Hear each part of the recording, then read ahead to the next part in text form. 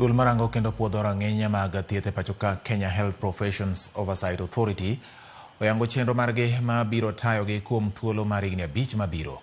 Chenro ni madwaro omenda maromo bilion 2.8 biro neno ni midhiero kaka riwruoge mag thieth mapok oyangi oketi e rang'iny madwarore, tieko midhiero mag nok mar lakteche kaachiel kod siro chenro mag thieth nyaka rang'iny madwarore e kind weche mamoko.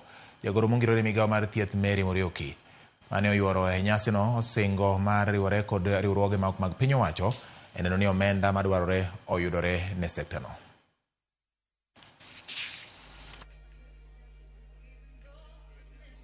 We are very keen about issues to do with the quality of care and ensuring that things are running smoothly. And this is going to be very pivotal, and especially when we are rolling out and implementing universal health coverage, and especially to the common mwananchi.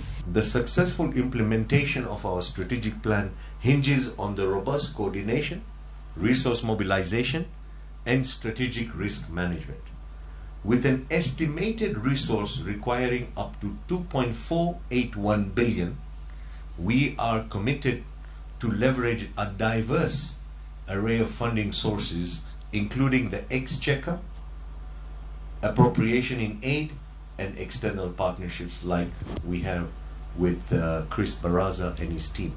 I'm very grateful that WHO is also in the room, World Bank, USAID, and all these partners are going to give us a unique authority that will provide us the forward trajectory in regulating appropriately the health professions.